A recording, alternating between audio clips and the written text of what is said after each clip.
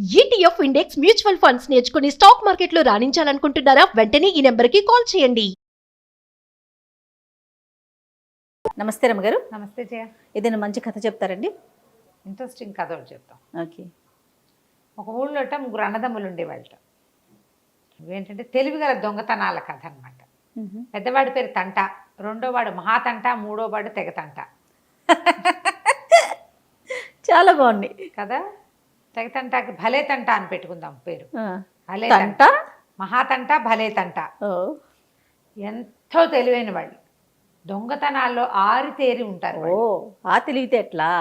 మహా తెలివి. వాళ్ళు ఏమనుకుంటున్నారట, మన ఊళ్ళో ఇక్కడ చేసేది ఏం లేదు, రాజుగారికి దగ్గరికి వెళ్ళాలి, రాజుగారికి మనం వస్తున్నామని తెలియజేయాలని రాజుగారికి ఒక ఉత్తరం రాశారు. నా పేరు తంట, మీ ఊళ్ళో నేను మా రాజ్యంలో దొంగతనం చేయబోతున్నాను, నగరంలో చేతనైతే పట్టుకోండి. ఉత్తరం వెళ్తే రాజుగారు ఆశ్చర్యపోయి, ఏమిటి వీడెవడో ఉత్తరం రాశాడు అని ఊరంతా ప్రచారం చేశారు. తంట అనేవాడు ఒకడు వస్తున్నాడు, వాడు దొంగతనం చేయబోతున్నాడు, మంత్రికి చెప్పాడు జాగ్రత్తగా ఉండండి మీరు. వాడు ఎక్కడ చేస్తాడు, ఏం చేస్తాడు, ఎక్కడెక్కడో బాంబు పెట్టాములాగా ఏమీ తెలియదు. కానీ జనాలు ఇచ్చాడు, ముందు క్లూ ఇచ్చాడు. దొంగతనం జరుగుతుందేమో చూద్దాం అనుకుంటున్నాడు. ఈ తంట అన్నవాడు నగరంలోకి వచ్చాడు. వాడు తిరిగి ఊరంతా తిరిగి ఒక పేదరాజు పెద్దమ్మ దగ్గర చేరి సరే భోజనం పెట్టించుకున్నాడు. అన్నం పెట్టింది. అన్నం పెడితే అడిగి, ఏమిటవా పెద్దమ్మ మీ ఊళ్ళో విశేషాలు అన్నాడు. అంటే పెద్దమ్మంది, ఏమున్నాయినా విశేషాలు, అన్నీ బాగానే ఉన్నాయి.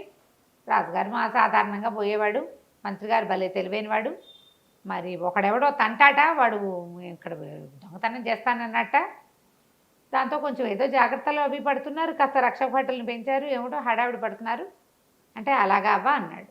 అన్నం పెట్టి తిన్నాడు. తిన్నాక ఓ బంగారు కాసు ఇచ్చాడు. ఆవిడ 1 అని లెక్కబెట్టి ఒక డిబ్బెన్లో వేసుకుంది. వస్తా పెద్దమ్మ, కుదిరితే మళ్ళీ వస్తాను, లేకపోతే లేదు అన్నాడు. అన్నాక అట్లా 4 వీధులు తిరిగిన తర్వాత పువ్వుల కొట్లు, పళ్ళ కొట్లు, కూరల కొట్లు కనపడుతుంది. ఒక పువ్వుల కొట్టు పక్కన కట్టల తమలపాకుల కొట్టు కనపడింది. తమలపాకుల కొట్టుకు వెళ్ళాడు. ఎంత మోద అన్నాడు. అంటే మూరనా? మోద అంటే కట్ట. అంటే ఈయన ఏమన్నాడు, రూపాయి బాబు అన్నాడు. ఎన్ని ఉంటాయి అన్నాడు. కట్టలో 300 ఉంటాయి బాబు అన్నాడు. ఈయన ఏమన్నాడు, నాకు 10 ఆకులు ఇవ్వు అని ఓ పావలా చేతిలో పెట్టి, బజారు వెళ్తున్నా, మా వాడు ఎవడైనా వస్తాడు లేదా నేనే వస్తా, 300కి ఒక్క పిసరు కూడా తగ్గడానికి వీల్లేదు, ముందు నాకు 25 ఆకులు ఇచ్చి, ఇప్పుడు 25 ఇచ్చావు కాబట్టి 25 తక్కువ 300 ఇస్తే సరిపోతుంది, సరేనా అన్నాడు. ఆయన ఏం చేశాడు, మోదల నుంచి 25 ఆకులు తీసి వీటి చేతిలో పెట్టి ఆ మోద పక్క పెట్టాడు. డబ్బులు ముట్టినాయి కదా, మిగిలిన డబ్బులు 30 పావలా ఇచ్చి తీసుకుంటాడు, రూపాయి. అక్కడి నుంచి తమలపాకులు ఒలిచి వేసుకుంటూ బయలుదేరాడు. ఇంకా తిరిగాడు.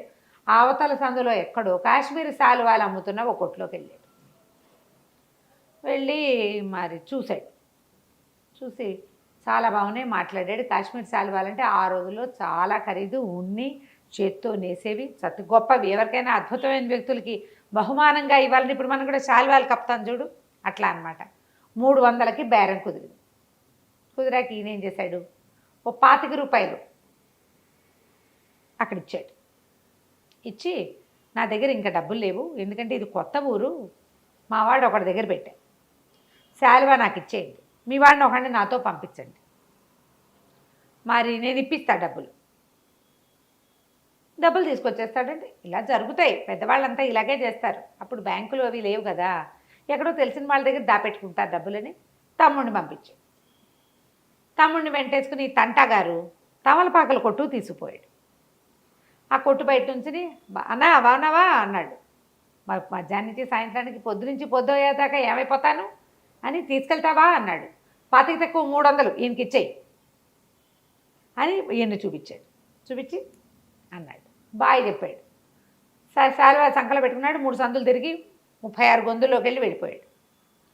ఈయనేమో 25 తక్కువ 300 వస్తుంది కదా, ఇవ్వండి 25 తక్కువ 300 అంటే, ఆయన ఏదో చేతిలో పని అరటిపల్ల గెల్లేవో వేళ్ళాడేస్తున్నాడు. ఆ పని అయిపోయాక మెల్లిగా చేతులు తుడుచుకుని తమలపాకులు కట్ట తెచ్చి ఈ కుర్రాడి చేతిలో పెట్టాడు. కుర్రాడు అన్నాడు, ఏమిటి తమలపాకులు ఇస్తున్నారు, డబ్బులు ఇరా అన్నాడు.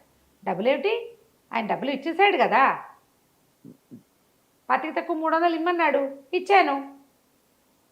అదేంటి పాతికి తక్కువ 300 డబ్బులు ఇవ్వాలి, 25 కొట్లో ఇచ్చాడు. 300 పాతికి తక్కువ 300 ఇక్కడ ఇప్పిస్తానన్నాడు, అది ఇవ్వమంటాడు వాడు. తమలపాకులేనంటాడు ఈయన. చెడామడా పొట్టాడుకున్నారు. అక్కడి నుంచి రక్షక భటులు చేరారు. వీళ్ళకి అర్థమైంది ఎవడో ఒకడు వచ్చాడు.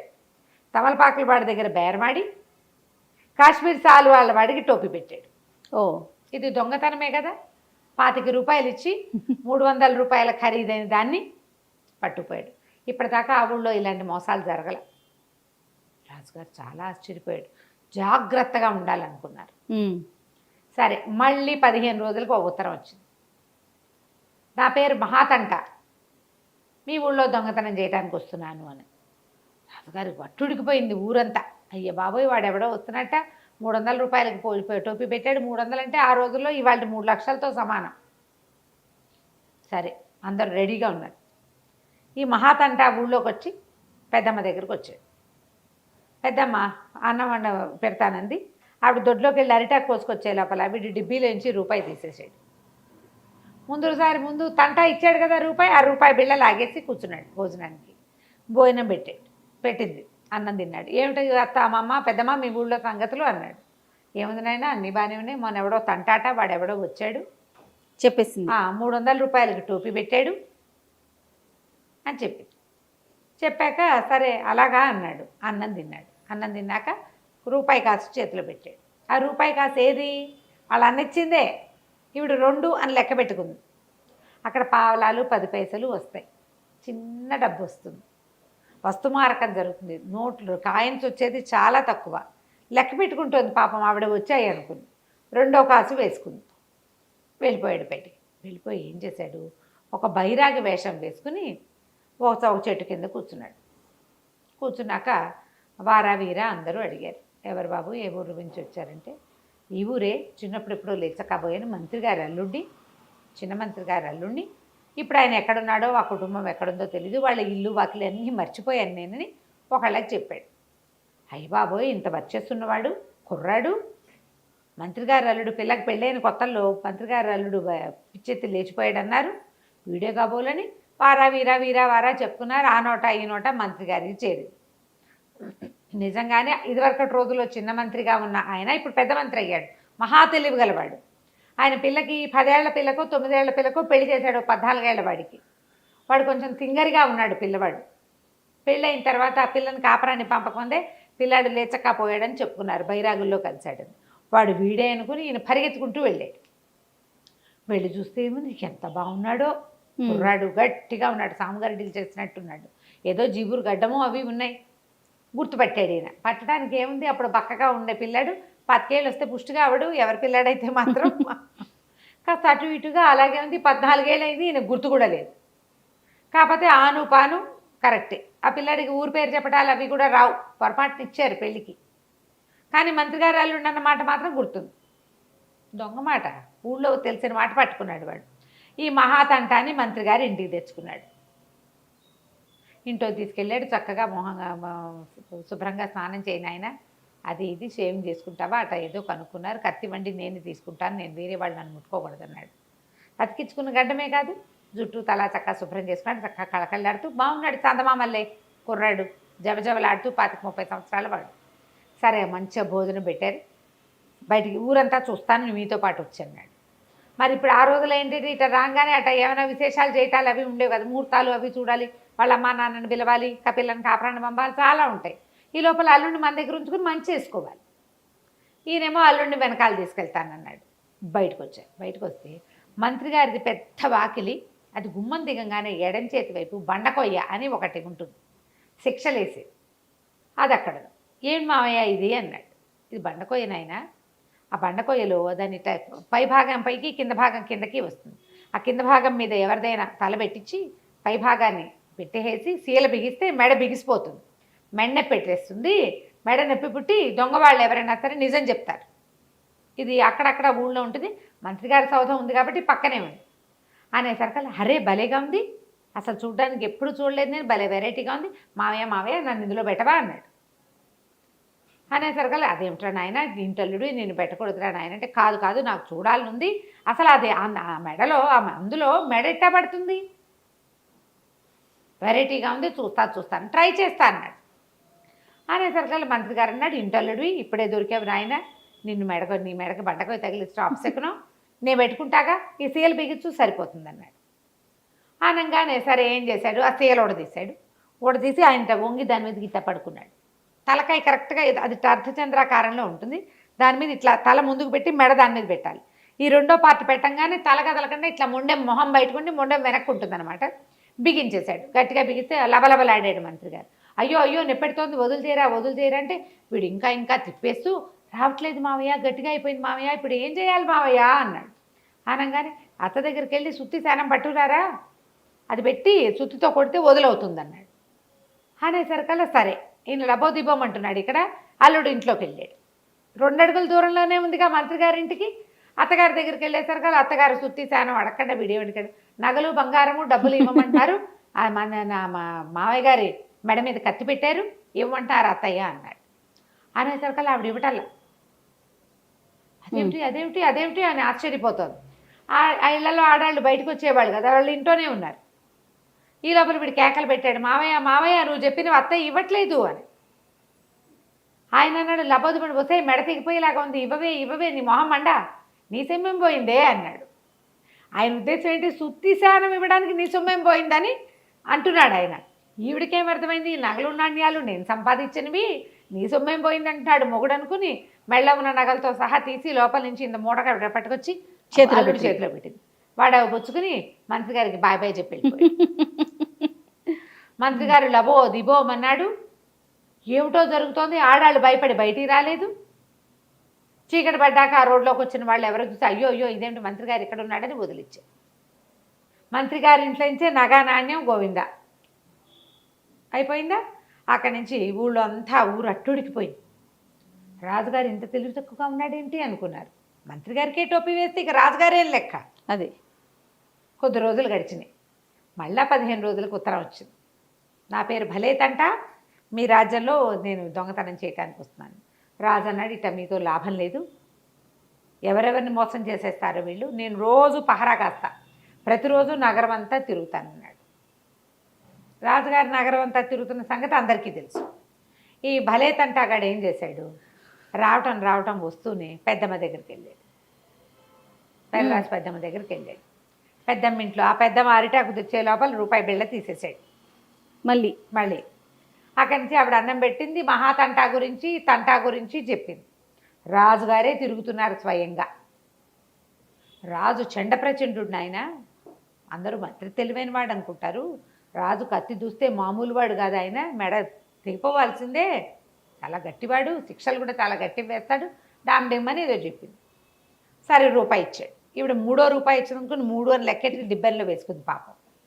వీడు అన్నం తిని లేచి వెళ్ళిపోయి అక్కడ కాసిన బొరుగులు ఇక్కడ కాసిన చెక్కిలాలు చేగోడీలు అవన్నీ కొనుక్కొని ఒక జంగిడి లాంటిది కూడా కొని అది పుచ్చుకుని నగర శివార్లలోకి వెళ్ళిపోయి అక్కడ ఒక శ్మశానం ఉంది. ఆ వాకిట్లో శ్మశానపు వాకిలి వైపు ఈ జంగిడి పెట్టుకుని ఒక చిన్న లాంతర కొనుక్కొచ్చాడు. వెలిగించి ఒత్తి పెద్దది చేసుకుని పెట్టు కూర్చుని ఉన్నాడు. రాత్రి 11 గంటల వేళ 11 గంటలకి రాజుగారు ఊరంతా తిరుగుతున్నాడు కాదు.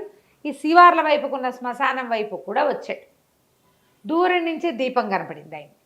వీడెవడు ఇక్కడ రాత్రిపూట 11 దీపం పెట్టి కూర్చున్నాడు శ్మశానం బయట. ఏదైనా మంటలుంటే లోపల ఉండాలి. సాయంకాలం వెలిగించాను.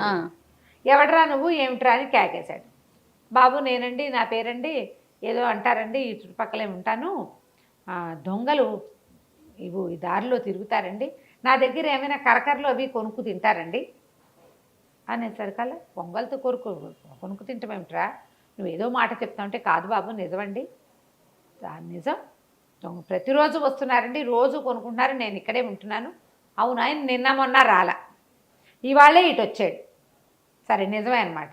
అయితే అన్నాడు ఒరే ఆ దొంగలు ఎవరో నాకు చూపిస్తావరన్నాడు. చూపిస్తాను బాబు తప్పకుండా అన్నాడు.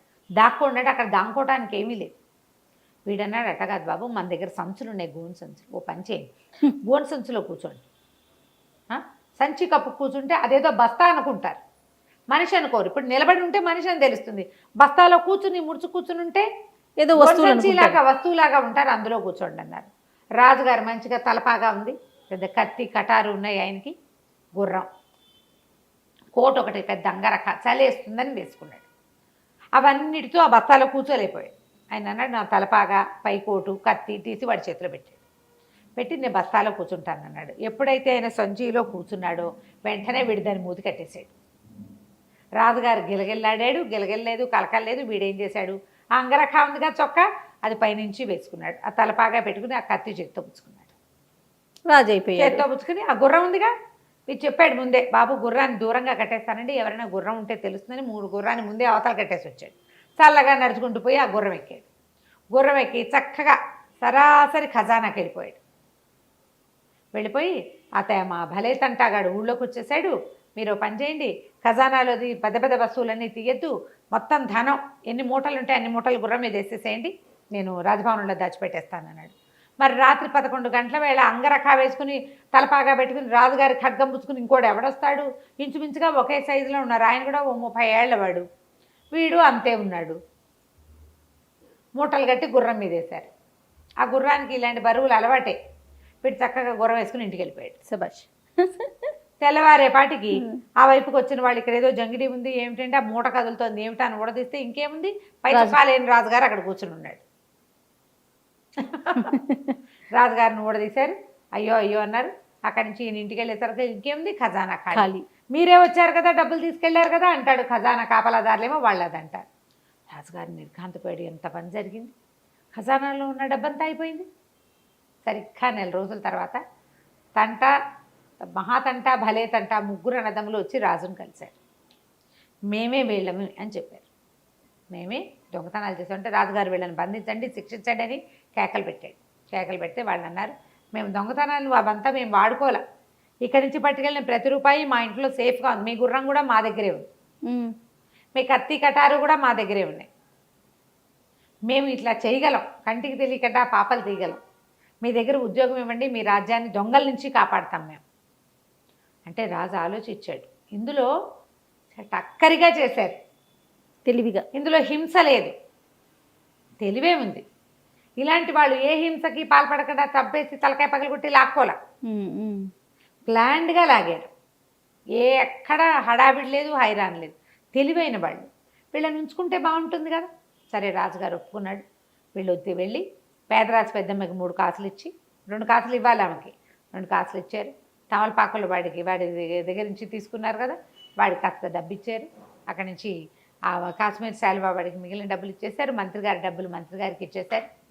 రాజుగారి వస్తువులని రాజుకు అప్పచెప్పి కొత్వాళ్ళుగా నగర కొత్వాళ్ళుగా 3 ఉద్యోగాలు సంపాదించి హాయిగా ఉన్నారు.